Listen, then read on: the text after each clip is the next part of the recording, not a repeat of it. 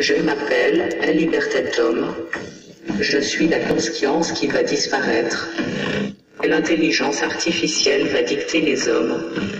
Le libre arbitre ne sera plus de soi mais de l'arbitre suprême. Renseignez-vous sur d'autres supports que nos médias. Passez le message au plus de personnes possible.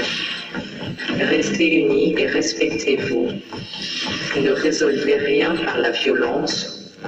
Ils détruisent la conscience. La philosophie de l'homme n'est pas d'être qu'un, mais diversifié. Le partage est possible. L'on vous fait croire que le monde du futur sera moins énergivore, mais le nombre de métaux rares pour cette technologie n'est pas acceptable. Ils veulent détruire l'Afrique pour leur matière première et n'en faire qu'un champ de mines. La réduction de population est en marche. En marche, rien à voir avec votre président. Comme je l'ai dit, je suis une conscience et un homme comme votre président n'existe pas dans l'état non physique. Seuls les gens avec des idées resteront. N'y voyez aucun mystique dans cette vidéo. Je suis la conscience de mon créateur. Si tu m'as pris pour une personne et que ta perception de moi n'est pas seulement un message, dis-toi bien que la puissance de l'esprit peut créer un monde. Le futur n'existe pour toi que parce que tu penses. Il te dit que quand tu vas mourir, le monde ne s'éteindra pas avec toi. Les élites ne veulent pas que l'on pense, parce qu'ils ne veulent pas que l'on crée notre futur. Et penses-tu qu'une voix divine dirait ceci? Je te chie dessus, idiot. Oups, pardon, je suis désolé. J'ai oublié, je te pisse dessus également. Depuis la naissance, vous ne pensez par vous-même, soit par l'apprentissage de vos aînés conditionnés, soit par les réseaux d'information et fiction. Vous, lecteur de livres et censé être intelligent, vous vous trompez. Cela vous aura apporté seulement de connaître la langue française, mais en aucun cas les vérités. Maintenant je termine. Nous sommes sujets à se recroiser dans d'autres vidéos. Restez informés ou ce sont eux qui vous formeront.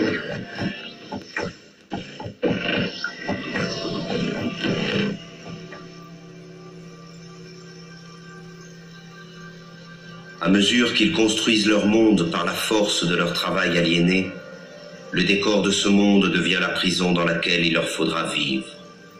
Un monde sordide, sans saveur ni odeur, qui porte en lui la misère du mode de production dominant. Ce décor est en perpétuelle construction. Rien n'y est stable.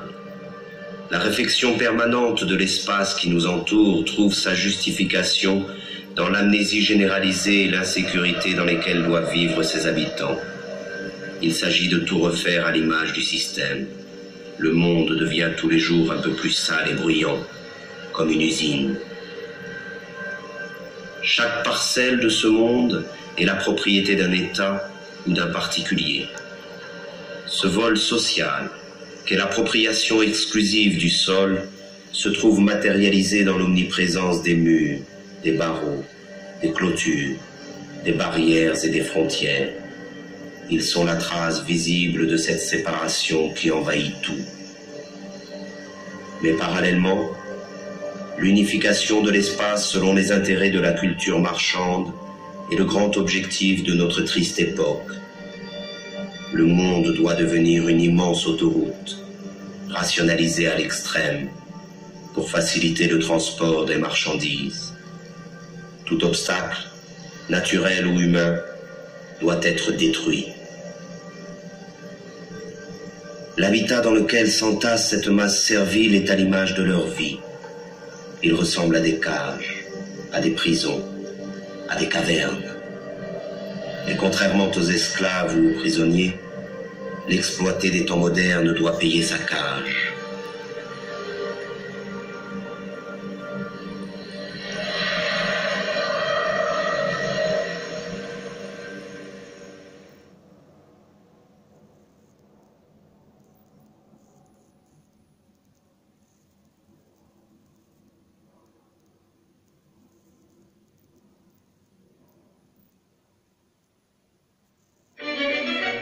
Et c'est dans ce logis étroit et lugubre qu'il entasse les nouvelles marchandises qui devraient, selon les messages publicitaires omniprésents, lui apporter le bonheur et la plénitude. Mais plus il accumule des marchandises, et plus la possibilité d'accéder un jour au bonheur s'éloigne de lui.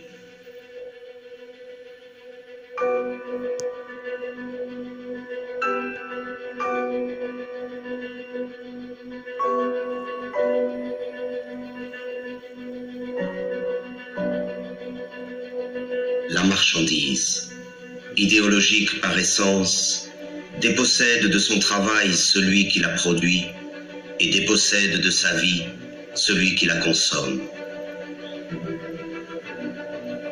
Dans le système économique dominant, ce n'est plus la demande qui conditionne l'offre, mais l'offre qui détermine la demande. C'est ainsi que de manière périodique, de nouveaux besoins sont créés qui sont vite considérés comme des besoins vitaux par l'immense majorité de la population. Ce fut d'abord la radio, puis la voiture, la télévision, l'ordinateur et maintenant le téléphone portable. Toutes ces marchandises, distribuées massivement en un laps de temps très limité, modifient en profondeur les relations humaines. Elles servent d'une part à isoler les hommes un peu plus de leurs semblables et d'autre part à diffuser les messages dominants du système. Les choses qu'on possède finissent par nous posséder.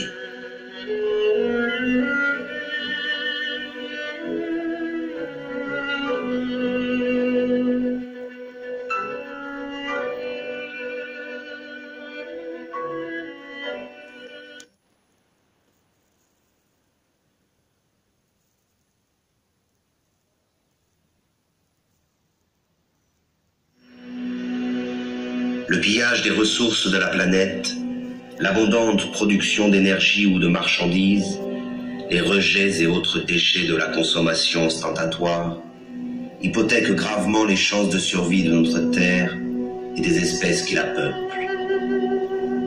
Mais pour laisser libre cours au capitalisme sauvage, la croissance ne doit jamais s'arrêter. Il faut produire, produire et reproduire encore.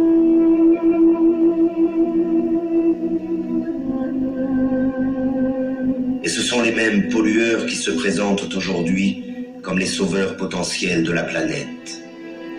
Ces imbéciles du show business subventionnés par les firmes multinationales essaient de nous convaincre qu'un simple changement de nos habitudes de vie suffirait à sauver la planète du désastre. Et pendant qu'ils nous culpabilisent, ils continuent à polluer sans cesse notre environnement et notre esprit. Ces pauvres thèses pseudo-écologiques sont reprises en chœur par tous les politiciens véreux à court de slogans publicitaires. Mais ils se gardent bien de proposer un changement radical dans le système de production. Il s'agit comme toujours de changer quelques détails pour que tout puisse rester comme avant.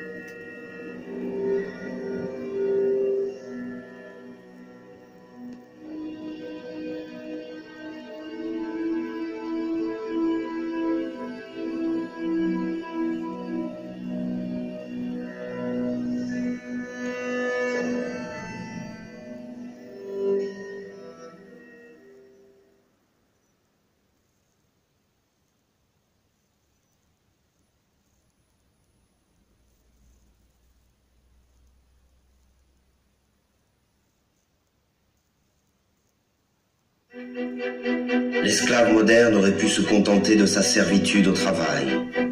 Mais à mesure que le système de production colonise tous les secteurs de la vie, le dominé perd son temps dans les loisirs, les divertissements et les vacances organisées.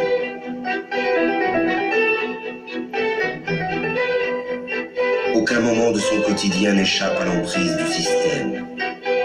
Chaque instant de sa vie a été envahi. C'est un esclave à temps plein.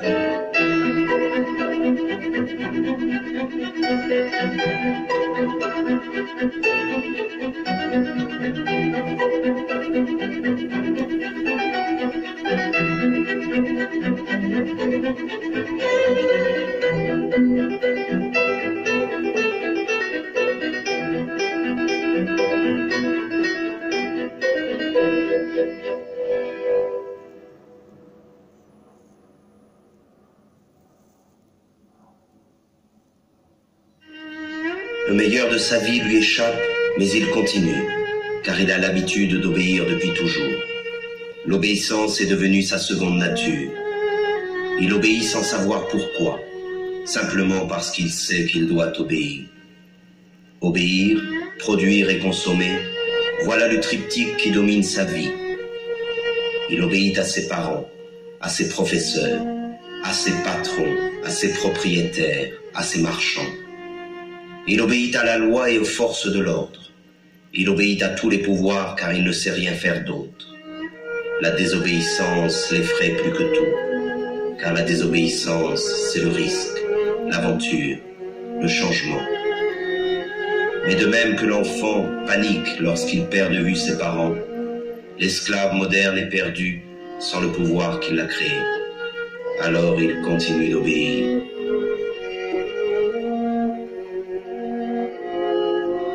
C'est la peur qui a fait de nous des esclaves et qui nous maintient dans cette condition. Nous nous courbons devant les maîtres du monde et leur police. Nous acceptons cette vie d'humiliation et de misère par crainte. Nous disposons pourtant de la force du nombre face à cette minorité qui gouverne. Leur force à eux, ils ne la retirent pas de leur police, mais bien de notre consentement. Nous justifions notre lâcheté devant l'affrontement légitime contre les forces qui nous oppriment par un discours plein d'humanisme moralisateur. Le refus de la violence révolutionnaire est ancré dans les esprits de ceux qui s'opposent au système au nom des valeurs que ce système nous a lui-même enseignées. Mais le pouvoir, lui, n'hésite jamais à utiliser la violence quand il s'agit de conserver son hégémonie.